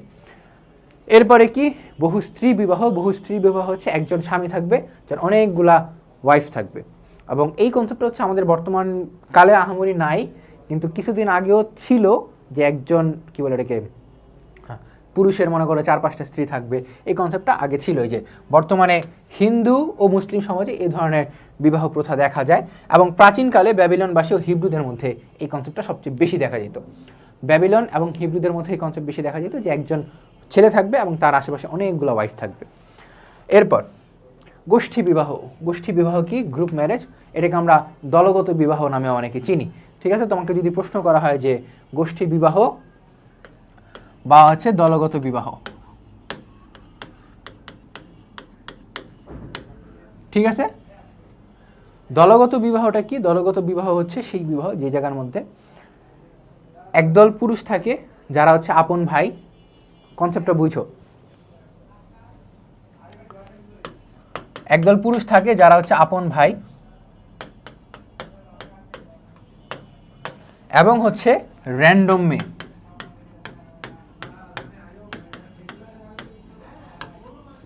যারা হচ্ছে তোমার কি একদল পুরুষ, এরা সব হবে একদল। ঠিক আছে, এর উল্টাটাও হইতে পারে। উল্টাটা কি? আপন বোন, একদল আপন বোন থাকবে এবং হচ্ছে কি র্যান্ডম ছেলে থাকবে। র্যান্ডম ছেলে, আমি মেসেঞ্জার ল্যাঙ্গুয়েজ ইউজ করলাম, যার জন্য আন্তরিকভাবে দুঃখিত, কিন্তু লিখছি আর কি। সো আপন ভাই থাকবে অনেকগুলো, মনে করো 5 জন আপন ভাই আছে, বা তোমরা 2-3 ভাই বোন, 2-3 ভাই, তারা কি করলা? র্যান্ডমলি 3 জন বোন নিয়ে আসলা, বা র্যান্ডমলি 3টা মেয়ে নিয়ে আসলা। 3টা মেয়ে নিয়ে আসার পর তোমরা একই ছাদের নিচে বসে একসাথে বিবাহ করলা। সেটা কি আমার দলগত বিবাহ বা গোষ্ঠী বিবাহ হবে। উল্টাটা হইতে পারে যে তোমরা 3 জন আপন বোন, তারা হচ্ছে তোমার একসাথে বিবাহ করলা 3 জন র্যান্ডম মেয়ে নিয়ে। এটা বর্তমান সমাজেও অনেকে করে শখের বসে, কিন্তু সেরকমভাবে সেই অর্থে দেখা যায় না। কারণ বর্তমান সমাজে তোমার ইউজুয়ালি যেটা হয় যে আগে বড় ভাই বিয়ে করে, তারপর ছোট ভাই বিয়ে করে, তারপরে তোমার বাকি সব কিছু। আসো দেখি। এরপরে হচ্ছে তোমার লেভিরেট এবং সরোরেট। লেভিরেট কি? লেভিরেট বিবাহটা খুব ইন্টারেস্টিং। আমরা গোষ্ঠী বিবাহ শেষ করলাম, লেভিরেট বিবাহটা খুব ইন্টারেস্টিং। মনে করো আমরা একটু কই, এই যে লেভিরেট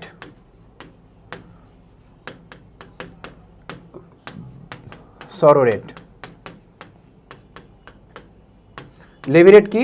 আমার হাজব্যান্ডের সাথে আমি বিবাহিত আছি। মনে করো তুমি একজন মেয়ে, আমি তোমার উদাহরণ দিচ্ছি, মানে স্টুডেন্ট হিসেবে তুমি মেয়ে, এবং তোমার হাজব্যান্ড হচ্ছে মারা গেছে, আল্লাহ না করুক আমার কোনো মেয়ে স্টুডেন্টের, সেটা মারা যাওয়ার পর তুমি কি করলো? তোমার হচ্ছে কোনো ভাসুর বা দেবরকে যদি বিয়ে করে থাকো, সেটা কি হলো তোমার? সেটা হচ্ছে তোমার লেভিরেট বিবাহ।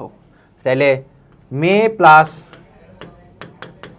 মেয়ে প্লাস ভাসুর অথবা হচ্ছে দেবর, অর্থাৎ মৃত স্বামীর কোনো ভাইকে যদি আমি বিবাহ করি, সেটা হচ্ছে আমার লেভিরেট বিবাহ। সরোরেট বিবাহ কি? সরোরেট বিবাহ হচ্ছে তুমি একজন ছেলে, মনে করো তোমার ওয়াইফ মারা গেছে আর কি, সামহাও, আল্লাহ না করুক অ্যাগেইন, তুমি ছেলে হিসেবে মারা যাওয়ার পর, মানে তোমার ভাই বা মানে কি বলে এটাকে ওয়াইফ মারা যাওয়ার পর তুমি কি করলা? তোমার কোনো শ্যালিকাকে বিয়ে করলা। হ্যাঁ, শ্যালিকা, যেটাকে আমরা শালী নামেও চিনি অনেকে, বাট ভদ্র ভাষা হচ্ছে শ্যালিকা। অর্থাৎ তুমি তোমার মৃত ওয়াইফের কোনো বোনকে বিবাহ করলা, অর্থাৎ বড় বোন হইতে পারে, ছোট বোন হইতে পারে। তাহলে সেটা কি হবে? সেটা হবে আমার সরোরেট বিবাহ। ঠিক আছে, তাহলে আমার লেভিরেট এবং সরোরেট এই দুটা কমপ্লিট। এরপর বহির্বিবাহ, অন্তর্বিবাহ। বহির্বিবাহ কি?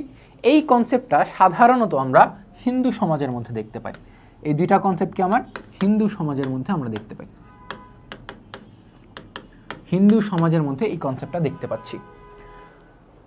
এই যে তোমার এর ইংরেজিটা একটু দেখো, এক্সোগ্যামি এবং হচ্ছে এন্ডোগ্যামি। এক্সো মানে কি? এক্সো মানে হচ্ছে বাইরে। এক্সো মানে কি? এই যে দেখো, এক্সো মানে হচ্ছে বাইরে বিবাহ, এবং এন্ডো মানে কি? এন্ডো মানে হচ্ছে ভিতরে বিবাহ। অর্থাৎ এন্ডো মানে কি, এন্ডো মানে হচ্ছে ভিতরে, এক্সো মানে হচ্ছে বাইরে। এক্সো নামে একটা কোরিয়ান ব্যান্ডও আছে, কেউ শুনছো নাকি আমি জানি না।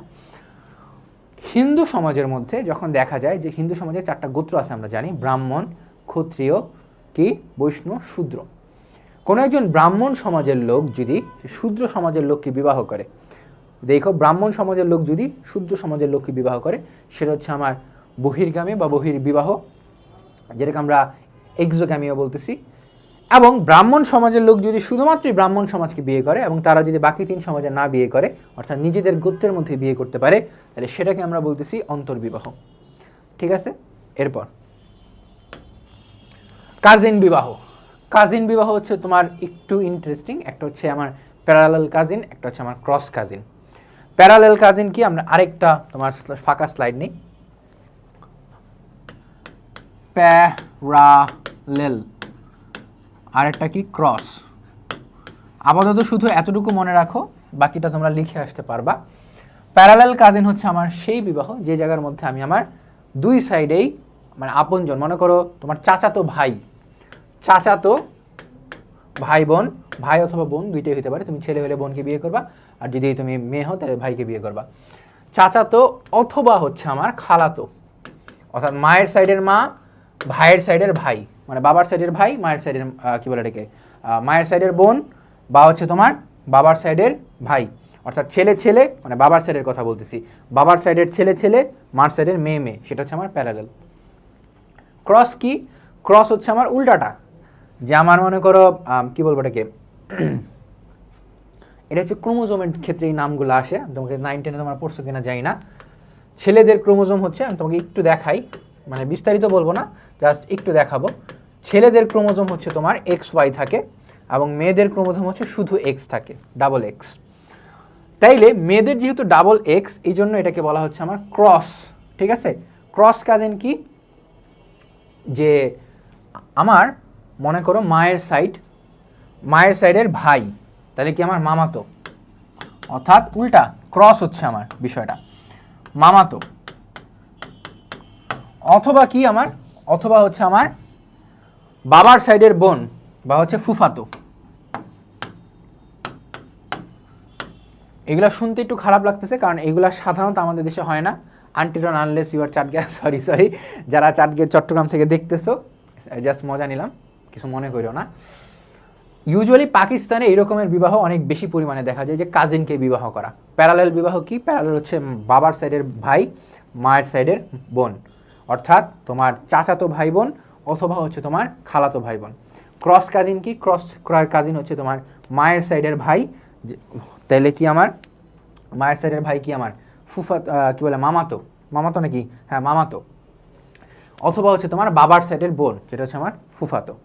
এই কনসেপ্টগুলো একটু মাথায় রেখো। এই যে দেখো প্যারালেল কাজিন কি, প্যারালেল কাজিন হচ্ছে যে একই লিঙ্গের ভাই বা বোনেরা, সন্তানেরা পরস্পর প্যারালেল কাজিন হয়। চাচাতো ভাই বোন, তুমি এতটুকু বইয়ের মধ্যে দাগায় রাখো যে চাচাতো ভাই বোন এবং খালাতো ভাই বোনকে বোঝায়, এবং ক্রস কাজিন হচ্ছে তোমার মামাতো ভাই বোন এবং হচ্ছে তোমার ফুফাতো ভাই বোনকে বোঝায়। এবং বর্তমানে পৃথিবীর প্রায় আরেকটা ইনফরমেশন রাখো, 30% সমাজের মধ্যে কাজিন বিবাহ দেখা যায়, অর্থাৎ এই নাম্বারটা কিন্তু মোটামুটিভাবে ভালো এস্টাবলিশড।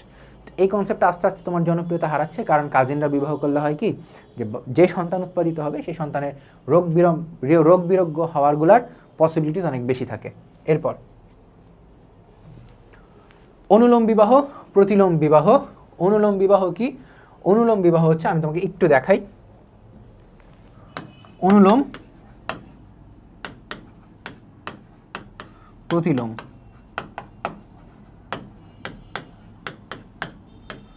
অনুলোম বিবাহ হচ্ছে সেই বিবাহ যেখানে উঁচু বংশের পাত্র, অর্থাৎ উঁচু বংশের ছেলে থাকে, এবং হচ্ছে তোমার নিচু বংশের মেয়ে থাকে। এখানে কিন্তু বংশ আছে মাঝখানে, জাস্ট বংশগুলো লিখলাম না। প্রতিলোম হচ্ছে এর উল্টাটা, অর্থাৎ হাই ক্লাস মেয়ে থাকে এবং লো ক্লাস থাকে কি, লো ক্লাস হচ্ছে তোমার নিচু হচ্ছে তোমার ছেলে। উদাহরণ দিই, উদাহরণ হচ্ছে মনে করো ইউজুয়ালি আমাদের সমাজে এটা মাঝে মধ্যে দেখা যায় যে তুমি মনে করো প্রেমে পড়ছো, মেয়েও প্রেমে পড়ছে, তো মেয়ে হচ্ছে মনে করো গুলশান বনানীর হাই ক্লাস সোসাইটির মেয়ে, আর তুমি হচ্ছে ভাই আমি থাকি হচ্ছে কোথায় পুরান ঢাকার মধ্যে একটা ভাঙাচোরা বাড়িতে। তাহলে সেই বিবাহটা কি হবে, সেই বিবাহটা হবে তোমার প্রতিলোম বিবাহ। আর উল্টাটা যদি হয় যে তুমি মনে করো ফার্স্ট ক্লাস গাড়ি দিয়ে চলাফেরা করো, মেয়ে হচ্ছে মনে করো একজন মনে করো একদম নিচের দিকের একটা পরিবারের থেকে উঠে আসছে বা নিচু বংশের লোক, সে হচ্ছে সেটা আমার অনুলোম পরিবার হবে। তবে এইটাকে তুমি অনুলোম এবং প্রতিলোম দিয়ে ব্যাখ্যা করতে পারবা না। কেন পারবা না? হচ্ছে একটাই কারণে, কারণ এটা হচ্ছে প্রাচীন বংশে দেখা যেত বা প্রাচীনকালে দেখা যেত, এবং এটাও ওই যে সেম হিন্দু সমাজের কাহিনী, অন্তর্গোত্র বহির্গোত্র। এই যে বহির্গোত্রে যখন তোমার বিবাহ হবে, এই দুইটা কনসেপ্টই কি? দুইটা কনসেপ্টই তোমার বহির্গোত্রের কাহিনী। বহির্গোত্রে তোমার যখন বিবাহ হবে তখন হচ্ছে তুমি অনুলোম প্রতিবারে যখন পরিবারে যখন যাবা, তখন দেখবা যে ছেলে হচ্ছে ব্রাহ্মণ সমাজের, মেয়ে হচ্ছে আমার শূদ্র সমাজের বা ক্ষত্রিয় সমাজের। তাহলে মেয়ে নিচু বংশের, অর্থাৎ বহির্গোত্র, অর্থাৎ হিন্দু সমাজের মধ্যে মোটামুটিভাবে এটা হয়। মেয়ে হচ্ছে ব্রাহ্মণ সমাজের, ছেলে হচ্ছে তোমার শূদ্র সমাজের। তাহলে কি? প্রতিলোম। ওকে। সমবিবাহ অসমবিবাহ। সমবিবাহ কি? তুমি যখন বয়স, রুচি, শিক্ষা বা হচ্ছে তোমার স্বাস্থ্য সচেতনতা ইত্যাদি সকল বিষয়ে তোমার যখন সেম থাকে, অর্থাৎ সেম মেন্টালিটির মানুষজন হয়, যে আমি ভাই আমার সেম ব্যাচমেটকে বিয়ে করতেছি, হ্যাঁ ভাই আমি তো আমার সেম রুচির মানুষকে বিয়ে করতেছি, আমি আমার মতো সেম চিন্তাভাবনার মানুষকে বিয়ে করতেছি, তাহলে সেটা কি? সেটা হচ্ছে আমার সমবিবাহ। আমার যখন উল্টাটা হয়, উল্টাটা হচ্ছে তোমার অসমবিবাহ, যে ওর সাথে আমার বয়সও ম্যাচ করে না, ও আমার 10-15 বছরের বড়, আমার গার্ডিয়ানের মতো, ওর সাথে আমার মেন্টালিটিও যায় না, ওর সাথে আমার কিচ্ছু যায় না, তাহলে সেটা কি? আমার সেটা হচ্ছে অসমবিবাহ। সাধারণত বাংলাদেশের সমাজে অসমবিবাহ আমরা বেশি দেখতে পাই, এবং এই অসমবিবাহের কারণে কি সমাজের মধ্যে এবং সংসারের মধ্যে অনেক বেশি ঝামেলার সৃষ্টি হয়। এই যে দেখো, যখন বয়স, শিক্ষা, রুচি, আর্থিক অবস্থা, সামাজিক বংশীয় মর্যাদা সমান হয় তখন তাকে সমবিবাহ বলতেছি।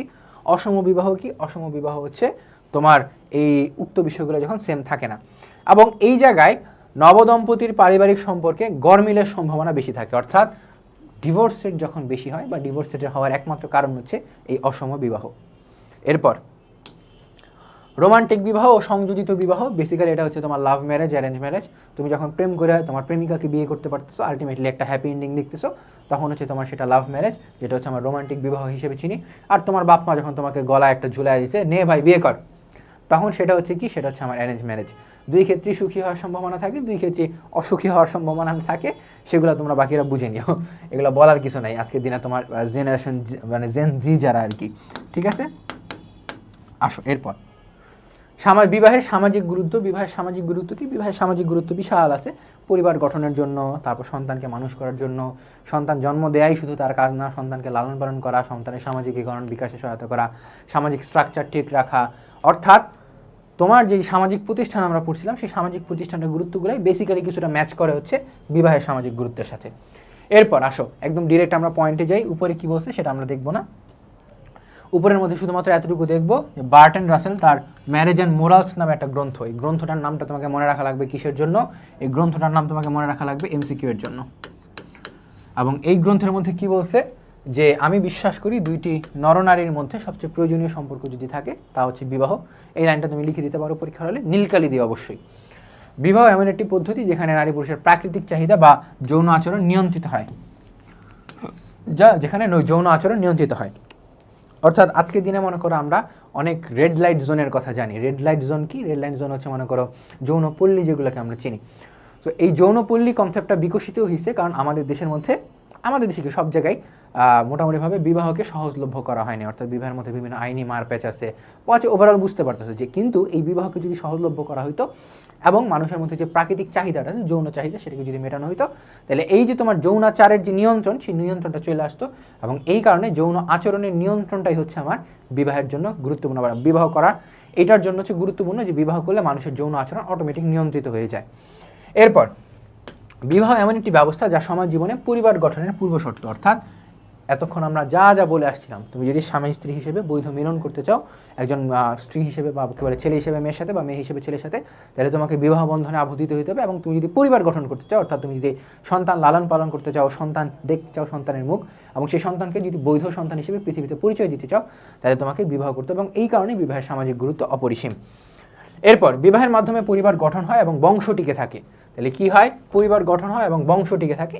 আগের কথাই যে পরিবার গঠন করতে তোমাকে বিবাহ করতে হবে, এবং এই ক্ষেত্রে নতুন একটা কথা অ্যাড হয়েছে যে তোমাকে বংশ টিকে থাকবে, অর্থাৎ বিবাহের মাধ্যমে তোমার যে সন্তান হবে সেই সন্তান গিয়ে আবার বিবাহ করবে, তাইলে তুমি কি নাতি নাতনির মুখ দেখতে পারবা, সেই নাতি নাতনি আবার বিবাহ করবে, ততদিন পর্যন্ত তুমি যদি বাইচা থাকো যে তোমার পুতি, পুতিন বলে না, পুতি বলে, সেই নাতি পুতি দেখতে পারবা, পুতির মুখ দেখতে পারবা। সাধারণত 4 জেনারেশন পর্যন্ত দেখা যায়। বাট তুমি যদি বাল্য বিবাহ করে থাকো, যেটা কেউ করো নাই আমি আশা করি, তাহলে হচ্ছে, বা বাল্য বিবাহের রেট কিন্তু আমাদের দেশে বাংলাদেশে কমে গেছে, তারপরেও হচ্ছে প্রত্যন্ত অঞ্চলগুলোর মধ্যে, তাহলে কি তুমি 5th জেনারেশন অর্থাৎ পুতিরও সন্তান তুমি দেখতে পারবা। তাহলে কি তুমি বংশ পরম্পরায় তুমি যদি টিকে রাখতে চাও, মনে করো তোমার বংশের নাম হচ্ছে চৌধুরী, আমি চাই চৌধুরী বংশ আগামী 100 বছর বাংলাদেশে রাজত্ব করুক, হ্যাঁ, তোমার যদি এরকম বাসনা থাকে তাহলে তুমি বিবাহ করবে এবং পরিবার গঠন করবে, অর্থাৎ বংশ টিকায় রাখার জন্য। এরপর হচ্ছে তোমার সামাজিক ক্ষেত্রে বিবাহের গুরুত্ব অন্যতম, কারণ হচ্ছে সামাজিক বিভিন্ন অনাচার প্রতিরোধ, যেমন পতিতাবৃত্তি, নেশাগ্রস্ততা, ইফটিজিং, এই যে এতক্ষণ আমরা কথা বলছিলাম একদম ফার্স্ট পয়েন্টে, যে যৌন আচরণ নিয়ন্ত্রণ। বিষয়টা এমন না যে আমি বিবাহ করিনি, আমার ভিতরে একটা যৌন আকাঙ্ক্ষা আছে তাই বলে আমি ইফটিজিং করে দিচ্ছি, এটা কোনোভাবেই সাপোর্টেড না, ঠিক আছে। কিন্তু বিবাহ তোমাকে তুমি যদি সহজলভ্য করো, তোমার যৌন আচরণ অটোমেটিক নিয়ন্ত্রিত হয়ে যাবে, কিন্তু তার মানে এই গ্যারান্টি নেই। আমি একবার দেখছিলাম আর কি, আমি প্রতিবাদ করছিলাম, যেমন বিবাহিত লোক ইফটিজিং করতেছে রাস্তার মধ্যে, what the hell ভাই। আচ্ছা, তো ওই কথার মধ্যে আমরা না যাই, কিন্তু এতটুকু মনে রাখো যে নেশাগ্রস্ততা, পতিতাবৃত্তি বা হচ্ছে তোমার ইফটিজিং, এই কনসেপ্টগুলো কমে যায় বইয়ের ভাষার কারণে। বইয়ের ভাষা মতে, আমার মতে না, কারণ আমি এগুলোর সাথে ডিসএগ্রি করি, যে বিবাহ করলে মানুষ ক্যারেক্টার ঠিক হয় না, যার ঠিক হওয়ার সে আগেই ঠিক হয়ে যায় আর কি। যদি বিবাহ করে এবং বিবাহের পরে ঠিক হওয়ার চান্সেস লো, কিছু কিছু ক্ষেত্রে হয়তো ঠিক আছে, কিন্তু বইয়ের মধ্যে যেতে লেখা আছে তোমার পরীক্ষা হলে জাস্ট উগলা দিয়ে আসবা, এগুলোর সাথে অ্যাগ্রি আমিও করি না, তোমারও করা দরকার নেই। তাহলে কি বিবাহের মাধ্যমে তোমার কি হয়, বিভিন্ন সামাজিক যে অনাচার আছে, পতিতাবৃত্তি, নেশাগ্রস্ততা, ইফটিজিং ইত্যাদি কমে যায়। এরপর বিবাহের মাধ্যমে সুষ্ঠু সামাজিকীকরণ সম্ভব হয়। সুষ্ঠু সামাজিকীকরণ কীভাবে? তুমি যদি মনে করো সারা জীবন কোনো নারীর সাথে কথাও বলা নেই, আমার ইউনিভার্সিটি লাইফে আমার গার্লফ্রেন্ড হওয়ার আগ পর্যন্ত আমি সাধারণত কোনো নারীর সাথে কথা বলি না। আমার পুরো কলেজ লাইফ ছিল বয়েজ কলেজ, স্কুল ছিল আমার মিক্সড কম্বাইন্ড স্কুল, কিন্তু সেই জায়গায় আমাদের কী বলে কোনো একটা মেয়ের সাথে আমার কোনো দিন কথা হয় না ঠিক মতো। ইভেন আমার মনে আছে আমি এসএসসিতে সায়েন্স ছিলাম, এইচএসসিতে পরবর্তীতে মানবিকে শিফট হই। এসএসসিতে যখন সায়েন্স ছিলাম, আমার বায়োলজিতে আমি জবা ফুল আঁকতে পারতাম না। সো ওই প্র্যাকটিক্যালটা করানোর জন্য আমি একটা মেয়েকে যে অ্যাপ্রোচ করবো সেটা আমি করিনি, সেটা আমি আমার আম্মাকে দিয়ে করাইছিলাম, যে যাও তুমি সেই মেয়েটাকে বলো না আমাকে একটু, একজন আর্টিস্ট ছিল আমাদের ক্লাসের মধ্যে, তাকে একটু বলো আমাকে প্র্যাকটিক্যাল যাতে করে দিতে পারে। অর্থাৎ আমি তাকে যে নিজে অ্যাপ্রোচ করবো, এটা অবশ্যই ফ্লেক্স না কোনো, এবং এটা আমি নিজের ব্যর্থতা হিসেবে প্রমাণ করতেছি, কারণ একটা মেয়ের সাথে কথা না বলতে পারা মানে হচ্ছে সমাজের অর্ধেক জনগোষ্ঠীর সাথে ইন্টারেকশন না করতে পারা। হ্যাঁ, তো তোমার গার্লফ্রেন্ড আমার এখন যখন গার্লফ্রেন্ড হয়, তারপরে মোটামুটিভাবে আমি তার সাথে ফ্রি হই। তো এখনও পর্যন্ত আমি অন্য কোনো মেয়ের দিকে মনে করো রাস্তা তাকাইতেও পারি না, থাকে না যে আমি নিচের দিকে তাকাই আমি হাঁটতেছি, কিছু করার নেই, কারণ আমার সামাজিকীকরণ মেয়েদের সাথে কথা বলার জন্য আসে নাই। অর্থাৎ বিবাহের মাধ্যমে একজন মেয়ের সাথে তুমি যদি কথা বলতে পারো, সেটা হচ্ছে তোমার কি মেয়েদের সাথে সুষ্ঠু সামাজিকীকরণ, অর্থাৎ 100% সামাজিকীকরণ সম্ভব হয়, ঠিক আছে। এরপর আমি আমার পার্সোনাল লাইফ দিয়ে উদাহরণ দিচ্ছি, এইগুলা সাধারণত কেউ করিও না, হ্যাঁ, ঠিক আছে। পরীক্ষার হলে কিন্তু আবার এগুলো লিখতে যাও না, পরীক্ষার হলে এখানে যা আছে সুষ্ঠু সামাজিকীকরণ সম্ভব হয় বিবাহের মাধ্যমে, এই কথাটা লিখে দিও, যাতে আমি তোমার মনে রাখার সুবিধার জন্য বলতেছি। বিবাহের নৈতিক মূল্য অপরিসীম। নৈতিক মূল্য কি? নৈতিক মূল্য হচ্ছে তুমি যদি বিবাহ করতে পারো, এই যে দেখো পরবর্তীতে কি লেখা, মানব সমাজে বিবাহের বন্ধন হলো এক পবিত্র বন্ধন, সেই জায়গার মধ্যে হচ্ছে তোমার জৈবিক চাহিদা পূরণের পাশাপাশি প্রেম, প্রীতি, ভালোবাসা, সন্তানের প্রতি স্নেহ মমতার জন্ম দেয়। অর্থাৎ একজন লোক যদি থাকে সে খুব উগ্র, সে যদি তার ওয়াইফের চেহারা দেখে বা হচ্ছে সে যদি তার সন্তানের চেহারা দেখে, তাহলে হয়তো তার মন নরম হয়, তার মধ্যে একটা প্রেম, প্রীতি, ভালোবাসার জন্ম দেয়। এই কথাটার সাথেও আমি অ্যাগ্রি করি না যে উগ্র সে সারা জীবন উগ্রই থাকে, যার মেজাজ খারাপ সে বউয়ের সাথেও খারাপ আচরণ করে। আচ্ছা, যাই হোক, কিন্তু বইয়ের মধ্যে যেহেতু লেখা আছে, বইয়ের মধ্যে পরীক্ষার হলে উগলা দিয়ে আসবা। এছাড়া বিবাহের ধর্মীয় গুরুত্ব অপরিসীম। অবশ্যই ধর্মীয় গুরুত্ব অপরিসীম, কারণ ধর্মের মধ্যে তোমার কি অবৈধ সম্পর্ককে হারাম করা হয়েছে। ইভেন আমি যে একটু আগে প্রাউডলি বললাম আমার গার্লফ্রেন্ড আছে, এই সম্পর্কটা কিন্তু ধর্ম অনুযায়ী হারাম, কিন্তু স্টিল করতেছি, কারণ কেন করতেছি জানি না, বাট করতেছি। তো বিবাহের ধর্মীয় গুরুত্ব অবশ্যই আছে। সকল ধর্মেই বিবাহকে পবিত্র মিলন এবং বন্ধন হিসেবে গণনা করা হয়। তাহলে বিবাহকে কি পবিত্র মিলন এবং বন্ধন হিসেবে গণনা করা হয়, এবং ইসলাম ধর্মে যেটা বলছিলাম যে বিবাহ করা কি হালাল। এই বিবাহকে সামাজিক স্থায়িত্ব রক্ষা ও স্বাভাবিকতা বজায় রাখার জন্য কি গুরুত্বপূর্ণ উপাদান হিসেবে বিবেচনা করা হয়, ঠিক আছে। এরপর হচ্ছে আজকের লেকচার এই পর্যন্তই। দেখা হচ্ছে তোমাদের সাথে পরবর্তী লেকচারে। পরবর্তী লেকচার আমাদের হবে পরিবারের উপর, অর্থাৎ আজকে যেটা বললাম সেটা হচ্ছে সেই পরবর্তী লেকচারের পূর্ব শর্ত, ঠিক আছে।